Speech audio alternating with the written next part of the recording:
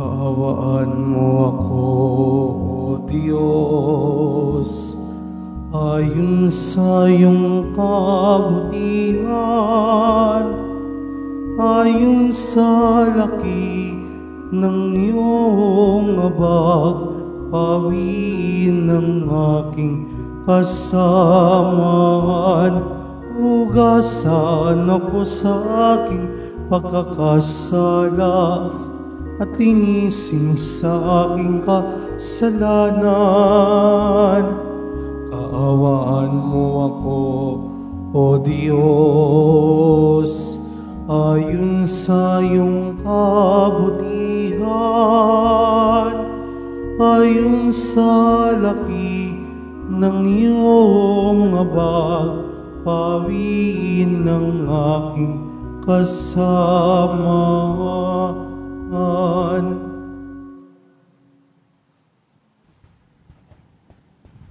Sa ngalan ng Ama, ng Anak at ng Espiritu Santo, Amen. sumainyo ang Panginoon. At sumaiyo rin. Mga kapatid, tinipon tayo bilang kaanib ng angkan ng Diyos, kaya't dumulog tayo sa mawaing Panginoong nagpapatawad ng lubos. Sinugong tagapagpagaling sa mga nagsisisi, Panginoon, kaawaan mo kami. Panginoon, kaawaan mo kami. Dumating na tagapag-anyaya'y mga makasalanan ay magsisi, Kristo, kaawaan mo kami. Kristo, kaawaan mo kami. Nakaluklok ka sa kanan ng Diyos Ama para ipamagitan kami. Panginoon, kaawaan mo kami. Panginoon, kaawaan mo kami. Kaawaan tayo ng makapangyarihang Diyos, patawarin tayo sa ating mga kasalanan at patnubayan tayo sa buhay na walang hanggan. Amen. Manalangin tayo. Ama naming makapangyarihan, ang mga mabubuti ay iyong ginagantimpalaan sa kanilang ginagawang kabutihan at ang mga masasama ay iyong binibigyan ng pagkakataong makapagbagong buhay. Kaawaan mo kaming sumasamo sa iyo upang ang pag-amin naming sa nagawang kasalanan ay magkamit pa rin sa amin ng iyong kapatawaran. Sa pamamagitan ni Jesucristo, kasama ng Espiritu Santo, magpa sa walang hanggan. Amen. Magsiupo na po ang lahat. Pagbasa mula sa aklat ni Propeta Isaías. Sabi ng Panginoon sa kanyang bayan, sa araw ng pagliligtas sa iyo ay lilingapin kita at tutugunin ang paghingi mo ng saklolo. Babantayan kita at iingatan. Sa pamamagitan mo'y gagawa ako ng tipan sa mga tao. Ibabalik kita sa sariling lupain na ngayon ay walang kaayusan. Palalayain ko ang nasa bilangguan at bibigyan ng liwanag ang nasa kadiliman. Sila'y matutulad sa mga tupang nanginginaing sa magandang pastulan. Hindi sila magugutom ni mauuhaw. Hindi rin daranas ng matinding init ng sikat ng araw at sa disyerto, sapagkat papatnubayan sila noong isa na nagmamahal sa kanila. Sila'y ihahatid niya sa bukal ng tubig. Gagawa ako ng lansangan sa gitna ng mga bundok, at ako'y maghahanda ng daan para siyang daanan ng aking kawan. Darating ang bayan ko buhat sa malayo, mula sa hilaga at sa kanluran, gayon din sa Sebene, sa timog. Kalangitan, umawit ka. Lupa, ikaw ay magalak. Gayon din ang mga bundok, pagkat inaaliw ng Panginoon ang kanyang hinirang. Sa gitna ng hirap ay kinahabagan. Ang sabi ng mga taga-Jerusalem, pinabayaan na tayo ng Panginoon. Nakalimutan na niya tayo. Ang sagot ng Panginoon, malilimot kaya ng ina ang sarili niyang anak? Hindi kaya niya mahalin ang sanggol na iniluwal? Kung mayroon mang inang lumilimot sa kanyang bunso, ako'y hindi lilimot sa inyo kahit na sandali. Ang salita ng Salamat Diyos. sa Diyos. Pag-ibig ng Diyos ay ganap, sa tanan siya'y nahahabag. Pag-ibig ng Diyos ay ganap, sa tanan siya'y nahahabag. Ang Panginoong Diyos ay puspos ng pag-ibig at lipos ng habag. Banayad magalit, ang pag-ibig niya'y hindi kumukupas. Siya ay mabuti at kahit kanino'y hindi nagtatangi. Sa kanyang nilikha, ang pagtingin niya ay mamamalagi. Pag-ibig ng Diyos ay ganap, sa tanan siya'y nahahabag. Di ka bibiguin sa mga pangako, pagkat ang Diyos ay tapat. Ang kanyang ginawa, kahit na ano ito, ay mabuting lahat.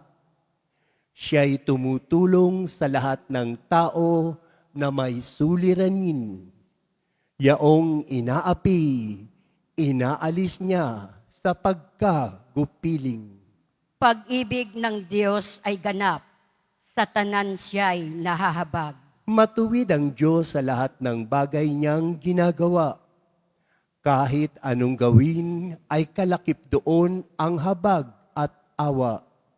Siya'y nakikinig at handang tumulong sa lahat ng tao. Sa sinumang taong pagtawag sa Kanya'y tapat at totoo. Pag-ibig ng Diyos ay ganap, sa tanan siya'y nahahabag.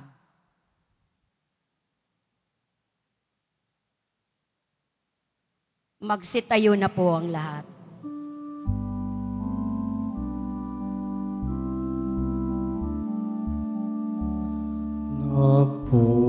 Nagpupuri kami sa'yo, Panginoong Jesucristo. Nagpupuri kami sa'yo, Panginoong Jesucristo.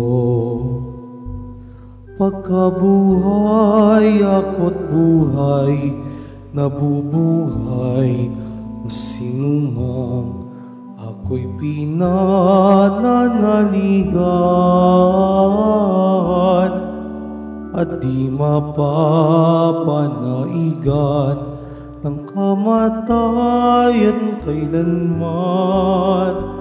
Nagpupuri kami sa'yo, Panginoong Jesucristo. Sumainyo ang Panginoon, At sumaiyo rin. ang mabuting balita ng Panginoon ayon kay San Juan. Papuri sa iyo, Panginoon. Noong panahong iyon, sinabi ni Jesus sa mga Hudyo, ang aking Ama ay patuloy sa paggawa at gayon din ako. Lalong pinagsikapan ng mga Hudyo na patayin siya sapagkat nilabag na nga niya ang batas tungkol sa araw ng pamamahinga ay sinasabi pa niyang ang Diyos ang kanyang Ama at sa gayoy ipinapantay ang sarili sa Diyos. Kaya't sinabi sa kanila ni Jesus, dapat ninyong malaman na walang ginagawa ang anak sa kanyang sarili lamang. Ang ginagawa lamang niya ay ang nakikita niyang ginagawa ng Ama. Ang ginagawa ng Ama ay siya rin ginagawa ng anak, sapagkat minamahal ng Ama ang anak at ipinakikita sa anak ang lahat ng ginagawa niya. At higit pa sa mga ito, ang mga gawang ipakikita sa kanya ng Ama at manggigilalas kayo. Kung paanong binubuhay ng Ama ang mga patay, gayon din naman bubuhayin ng anak ang sino mang nais niyang buhayin. Hindi humahatol kanino man ang Ama. Ibinigay niya sa anak ang buong kapangyarihang humatol upang parangalan ng lahat ang anak tulad ng kanilang pagpaparangal sa Ama. Ang hindi nagpaparangal sa anak ay hindi nagpaparangal sa amang nagsugo sa anak. Sinasabi ko sa inyo, ang nakikinig sa aking salita at nananalig sa nagsugo sa akin ay may buhay na walang hanggan. Hindi na siya hahatulan, kundi inilipat na sa buhay mula sa kamatayan. Tandaan ninyo, darating ang panahon, ngayon na nga, na maririnig ng mga patay ang tinig ng anak ng Diyos at ang makinig sa Kanya ay mabubuhay. Ang Ama ang may kapangyarihang magbigay buhay at ang anak ay binigyan niya ng kapangyarihang magbigay buhay. Binigyan din siya ng kapangyarihang humatol sapagkat siya ang anak ng tao. Huwag ninyo itong pagtakhan sapagkat darating ang oras na maririnig ng mga patay ang kanyang tinig. Sila'y muling mabubuhay at lalabas sa kinalilibingan niya. Lahat ng gumawa ng mabuti ay pagkakalooban ng buhay na walang hanggan, at lahat ng masama ay parurusahan. Wala akong ginagawa sa sarili ko lamang. Umahatol ako ayon sa sinasabi sa akin ng Ama. Kaya't matuwid ang hatol ko. Hindi ang sarili kong kalooban ang aking sinusunod, kundi ang kalooban ng nagsugo sa akin. Ang mabuting balita ng Panginoon. Pinupuri ka namin, Panginoong Heso Kristo. Magsiupo na po ang lahat. Magandang umaga po sa inyong lahat. Noong taong 2015, sa isang natatanging paraan, idiniklara ng Papa Francisco ang taong 2015 bilang Extraordinary Jubilee Year of Mercy. Bakit extraordinary? Dahil ang pagdiriwang ng hubileo ay nangyayari lamang tuwing ika-25th or ika-50th year. Pero noong 2015, nagdeklara ang Papa Francisco bilang Jubilee Year of Mercy. At sa taong yun, sa isang liham at dokumento, nabanggit ng Papa Francisco, Jesus is the visible face of the Father's mercy. Si Jesus ang nakikita na tatamasang mukha ng awa ng Diyos. Ibig sabihin, sa pagkakatawang tao ng Diyos kay Jesus, mas naging malapit at nahahawakan at naisa sa konkreto ang awa ng Diyos. Nang dahil kay Jesus, mas naging malapit at naaabot na natin ang Diyos. Kaya nga sa pagdating ni Jesus, ipinakita ng Diyos na totoong-totoo nakikita at nararanasan ang kanyang awa at habag. Hindi na lang theoretical, hindi na lang kaisipan, hindi na lang platonic, hindi na lang nasa himpapawid. Bagkus ang awa at pagmamahal ng Diyos, nararanasan at nadadama natin dahil kay Jesus Nazareno. Sa Ebanghelyo, narinig natin, gustong pagsumikapan ng mga Hudyo at Pariseyo na ipapatay si Jesus. Bakit? Sabi nila, hindi lamang nilalabag ni Jesus ang kautusan, bagkus itinuring pa ni Jesus ang sarili niyang anak ng Diyos. Bakit yun naisip ng mga Hudyo? Dahil tandaan natin, ang mga Hudyo, monoteistiko ang pag-iisip. Para sa mga Hudyo, iisa lang ang Diyos at wala ng iba. Kaya kung maalaala nyo sa isang tagpo sa Ebanghelyo, minsang tinanong si Jesus, Guro, ano po ba ang pinakamahalagang utos sa lahat? Sabi ni Jesus, ibigin mo ang iyong Panginoong Diyos. Siya lamang at wala ng iba. Para sa mga Hudyo, iisa lang naman ang Diyos. Tama naman, iisa lang ang Diyos. Pero sino si Jesus? Si Jesus ang nagkatawang tao at mukhang ng awa at habag ng Diyos. Si Jesus ang katuparan at kaganapan ng pangako ng Diyos sa mga Israelita sa lumang tipan. Kaya nga sa unang pagbasa narinig natin mula sa propeta Isaías, ipinangako ng Diyos kay Isaías, sabi niya, malilimot kaya ng ina ang sarili niyang anak? Hindi kaya niya mahalin ang sanggol na iniluwal? Kung mayroon mang inang lumilimot sa kanyang bunso, ako hindi lilimot sa inyo kahit na sandali. Hindi kayang lumimot ng Diyos kahit isang saglit. Para sa Diyos, may halaga ang bawat isa sa atin. Nakikita, naririnig, nauunawaan ng Diyos ang pinagdadaanan natin. Kaya tama ang sinabi sa unang pagbasa.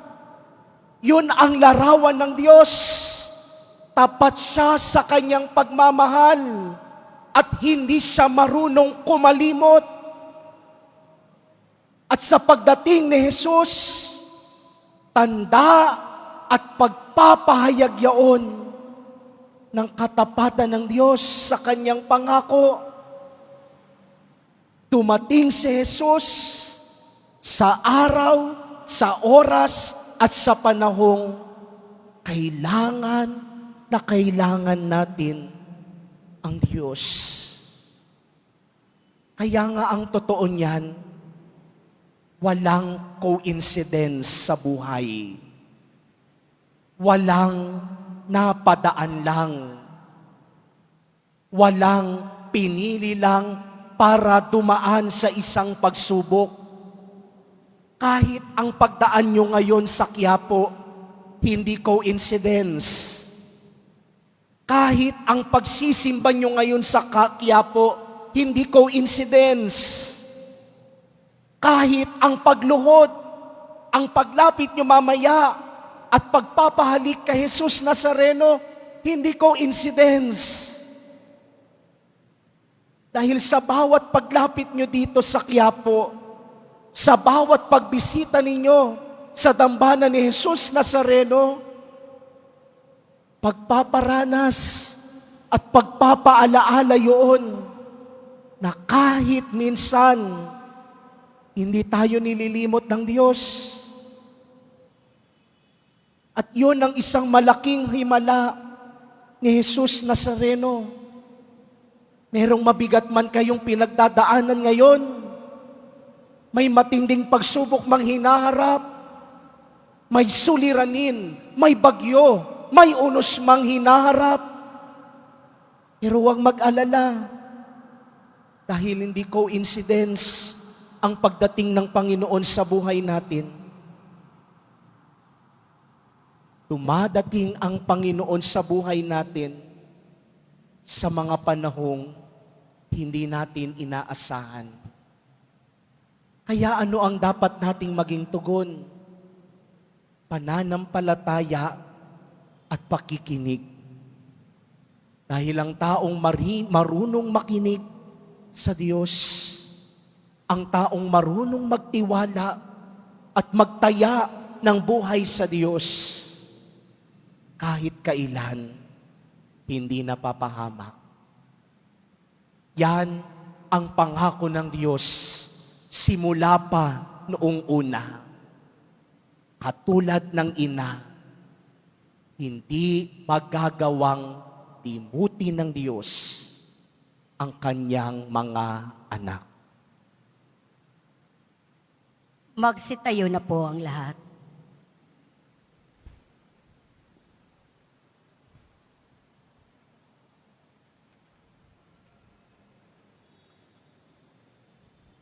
Minamahal kong mga kapatid, habang inilalapit natin ang ating mga kahilingan sa dambana ng Diyos, hingin natin ang lakas at pananampalataya upang makasunod sa kanyang kalooban. Sa bawat panalangin ang ating itutugon, Ama, ikaw ang lahat sa amin. Ama, ikaw ang lahat sa amin. Ang simbahan naway maging gabay ng kanyang mga kasapi sa daan ng kabutihan at dalhin sila sa pag-ibig ng Diyos. Manalangin tayo. Ama, ikaw ang lahat sa amin. Atin nawang talikuran ang kasalanan ng buong puso at maging masunurin sa mga batas ng Diyos. Manalangin tayo. Ama, ikaw ang lahat sa amin. Ang lahat ng nagdaranas ng pagsubok at pag-uusig dahil sa kanilang pananampalataya, naway magtiyaga at magtiwala sa Diyos. Manalangin tayo. Ama, ikaw ang lahat sa amin. Atin nawang masundan ang halimbawa ni Jesus at makiayon tayo sa kalooban ng Diyos. Manalangin tayo. Ama, ikaw ang lahat sa amin. Ang mga yumao naway makatanggap ng ipinangako ng Diyos na buhay na walang hanggan. Manalangin tayo. Ama, ikaw ang lahat sa amin. Ama naming nasa langit, tulungan mo kaming iayon ang aming sariling kalooban sa iyong kalooban upang makapamuhay kami sa paraang ninanais mo. Niling namin ito sa pamamagitan ni Kristo na aming Panginoon. Amen. Pagsiupo.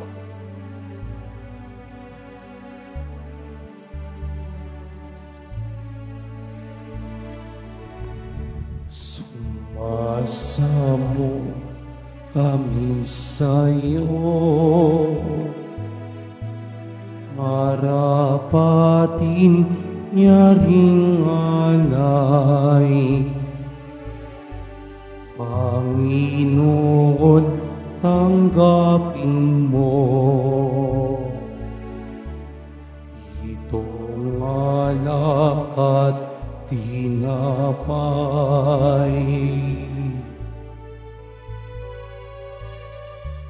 Sa'yo po'n aming handog,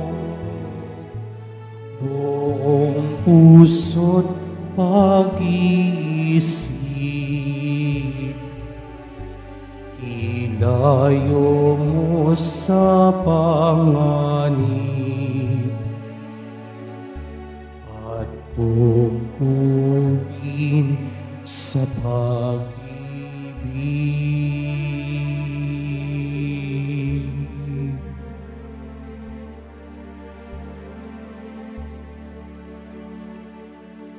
Magsitayo na po ang lahat. Manalangin kayo mga kapatid upang paghahain natin ay kalugdan ng Diyos amang makapangyarihan. Tanggapin nawa ng Panginoon itong paghahain sa iyong mga kamay, sa kapurihan niya at karangalan, sa ating kapakinabangan at sa buong sambayanan niyang banal. Ama naming lumikha, ang paghahain ito naway maganap sa ikapagpapatawad ng mga kasalanan at sa ipagkakamit namin ng bagong buhay at kaligtasan. Sa pamamagitan ni Jesucristo, kasama ng Espiritu Santo magpa sa walang hanggan. Amen. Sumainyo ang Panginoon. At sumaiyo rin. Itaas sa Diyos ang inyong puso at diwa. Itinaas na namin sa Panginoon. Pasalamatan natin ang Panginoong ating Diyos. Marapat na siya ay pasalamatan. Ama naming makapangyarihan, tunay ngang marapat na ikaw ay aming pasalamatan sa pamamagitan ni Jesucristo na aming Panginoon. Sa aming kusang pagtitiis ng hirap, tinutulungan mong aming maitumpak ang kinamihas ng pagsalungat sa pananagutang iyong iniatas sa aming pagtulad sa anak mong mahal na nagpakasakit para sa tanan. Ang pagsisikap namin ay iyong kinalulugdan at ang pagpapakabuti namin iyong ikinararangal.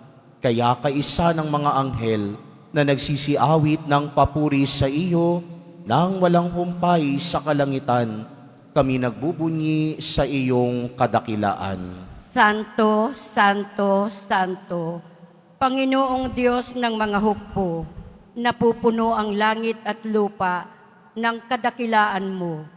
Usana sa kaitaasan, pinagpala ang naparirito sa ngalan ng Panginoon. Hosana sa kaitaasan, magsilud po ang lahat. Ama naming banal, ikaw ang bukal ng tanang kabanalan. Kaya't sa pamamagitan ng iyong Espiritu, gawin mong banal ang mga kaloob na ito upang para sa amin maging katawan at dugo ng aming Panginoong Hesukristo. Bago niya pinagtiis ang kusang loob na maging handog, hinawakan niya ang tinapay, pinasalamatan kaniya, pinaghati-hati niya iyon, iniabot sa kanyang mga alagad at sinabi, "Tanggapin ninyong lahat ito at kanin, ito ang aking katawan na ihahandog para sa inyo."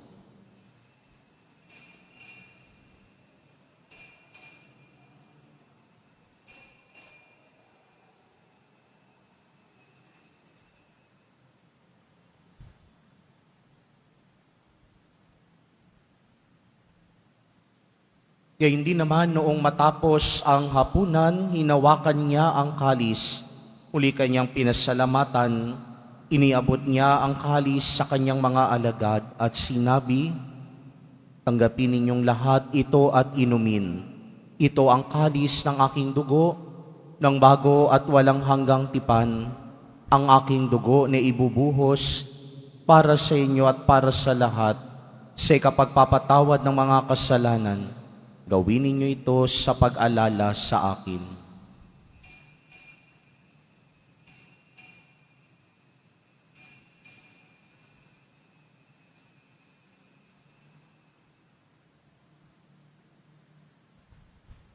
Magsitayo na po ang lahat.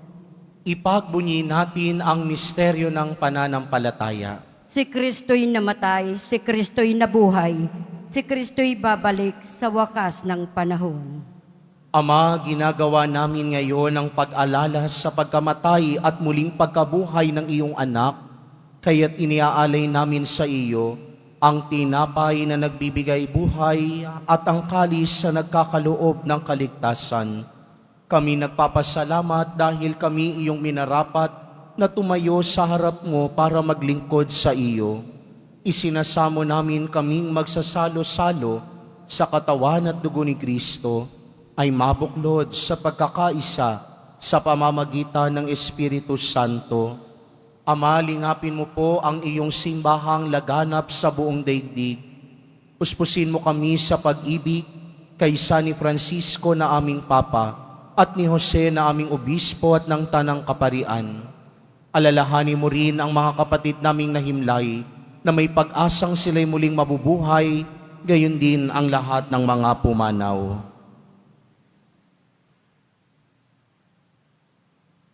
Kawan mo sila at patuloyin sa iyong kaliwanagan. Kawan mo at pagindapatin kaming lahat na makasalo sa iyong buhay na walang wakas, kaysa ng mahal na Birheng Maria na ina ng Diyos, ng kabiyak ng puso niyang si San Jose, kaysa ng mga apostol ni San Juan Bautista at ng lahat ng mga banal na namuhay dito sa daigdig ng kalugod-lugod sa iyo, maipagdiwang nawa namin ang pagpupuri sa ikararangal mo sa pamamagitan ng iyong anak na aming Panginoong Hesukristo. Sa pamamagitan ni Kristo, kasama niya at sa Kanya, ang lahat ng parangal at papuri ay sa iyo, Diyos amang makapangyarihan, kasama ng Espiritu Santo, magpa sa walang hanggan. Amen. Sa tagubilin naman nakagagaling na utos at turo ni Jesus na Panginoon natin at Diyos, ipahayag natin ng lakas loob. Ama namin, Sumasalangit ka, sambahin ang ngalan mo, mapasa amin ang kaharian mo, sundin ang loob mo dito sa lupa para nang sa langit. Bigyan mo kami ngayon ng aming kakanin sa araw-araw at patawarin mo kami sa aming mga sala para nang pagpapatawad namin sa nagkakasala sa amin. At huwag mo kaming ipahintulot sa tukso at iadya mo kami sa lahat ng masama. hiniling namin kami adya sa lahat ng masama, pagkalooban ng kapayapaan araw-araw, iligtas sa kasalanan at ilayo sa lahat ng kapahamakan. Samantalang aming pinananabikan ng dakilang araw ng pagpapahayag ng tagapagligtas naming si Jesucristo. Sapagkat iyo ang kaharian at ang kapangyarihan at ang kapurihan, magpakailanman. Amen. Panginoong Hesukristo, sinabi mo sa iyong mga apostol, kapayapaan ang iniiwan ko sa inyo, ang aking kapayapaan ang ibinibigay ko sa inyo. Tunghayan mo po ang aming pananampalataya at huwag ang aming pagkakasala. Pagkalooban mo kami ng kapayapaan at pagkakaisa, ayon sa iyong kalooban, kasama ng Espiritu Santo magpa sa walang hanggan. Amen. Ang kapayapaan ng Panginoon ay laging sumainyo. At sumaiyo rin. Magbigayan kayo ng kapayapaan sa isa't isa. Kordero ng Diyos na nag-aalis ng mga kasalanan ng sanlibutan, maawa ka sa amin. Kordero ng Diyos na nag-aalis ng mga kasalanan ng sanlibutan, maawa ka sa amin. Kordero ng Diyos na nag-aalis ng mga kasalanan ng sanlibutan, ipagkaloob mo sa amin ang kapayapaan. Magsiluhod po ang lahat.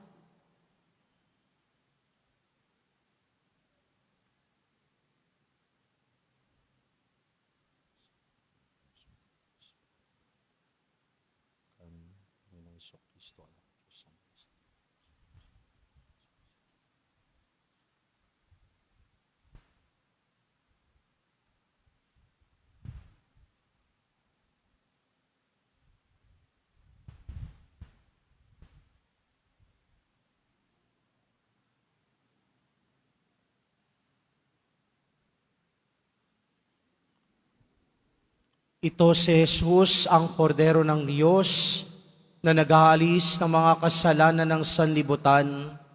Mapapalad ang mga inaanyayahan sa kanyang piging. Panginoon, hindi ako karapat-dapat na magpatuloy sa iyo. Ngunit sa isang salita mo lamang ay gagaling na ako.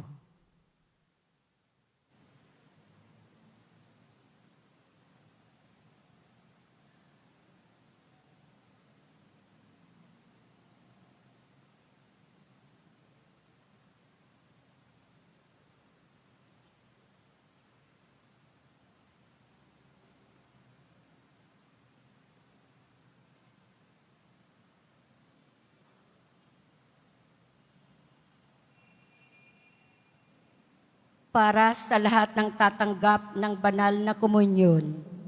Sasagot po tayo ng amin pagkasabi ng pari o ng lay minister ng katawan ni Kristo at isubo agad sa bibig bago umalis sa harapan ng pari o lay minister. Sumunod po tayo.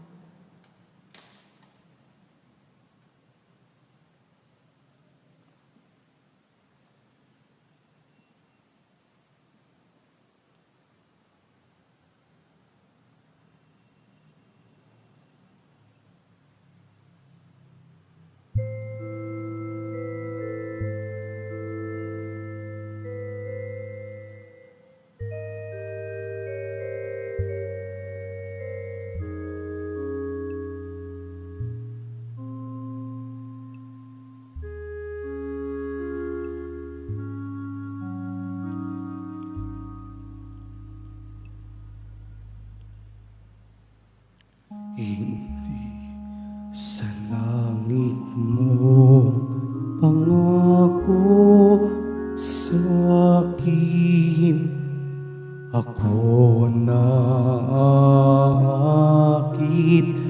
nang kita'y mahalin at hindi sa apoy kahit anong lagim. Ako mapipilit, nginig ang sambahin. Naakit ako nang ika'y mamalas, nakapako sa krus, hinahamak-hamak. Naakit ng iyong katawang may sunggat at nang tinanggap mong kamatay at libak. Naakit ako ng iyong pag-ibig, kaya't mahal kita kahit walang langit, kahit walang apoy, sa'yo'y manginginig. Huwag nang mag-abala upang ibigin ka. Pagkat kung pag-asa'y pula lamang pala, walang mababago, mahal pa rin kita.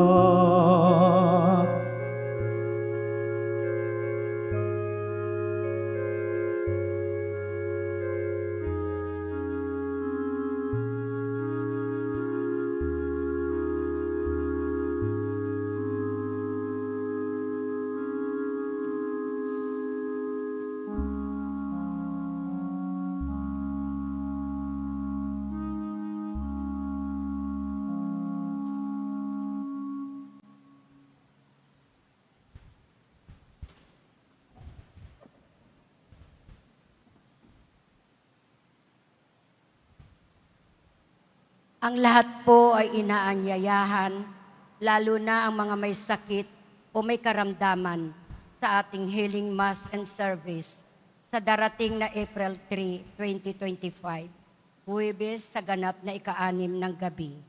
Makiisa po tayo. Mga paalala sa mga nagsisimba. Pagkatapos ng misa, wiwisikan po ang lahat ng banal na tubig. Pinakikiusapan ang lahat na manatili lamang muna sa inyong mga lugar. Tanging sa Quezon Boulevard o sa Plaza San Juan lamang ang labasan ng lahat. Sumunod po tayo. Maraming salamat po sa inyong pagdalaw at pagsisimba sa Basilica Minor at Pambansang Dambana ng Jesus Nazareno. Magsitayo na po ang lahat. Manalangin tayo. Ama naming mapagmahal, sa pagtanggap namin ng banal na pakikinhabang, huwag mo pong ipahintulot na kami ay maparusahan ng iyong dinulot para sa aming kagalingan.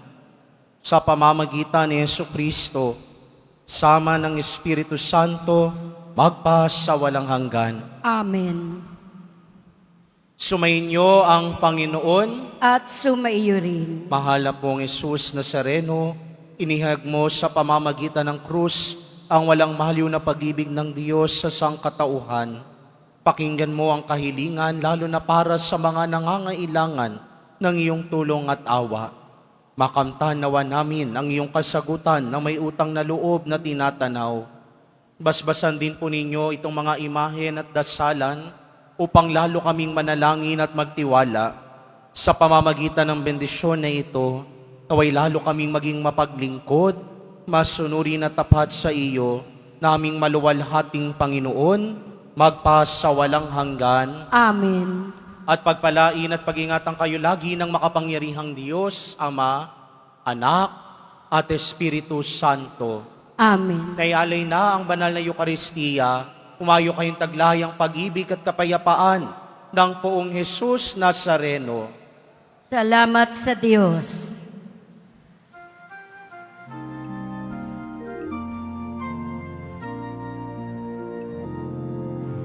Padre Jesus Nazareno, sinasamba ka namin,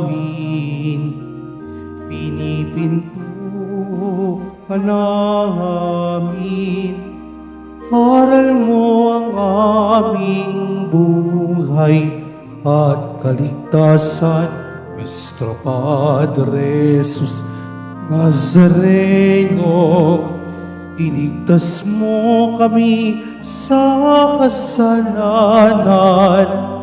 Ang krus mong pinamatayan ay sagisag ng aming kaligtasan.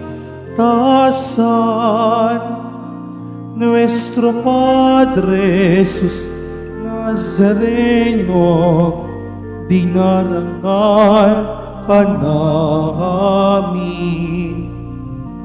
Nuestro Padre Jesus Nazareno, ninulwalhati ka namin. Nuestro Padre Jesus Nazareno, dinarangal ka namin.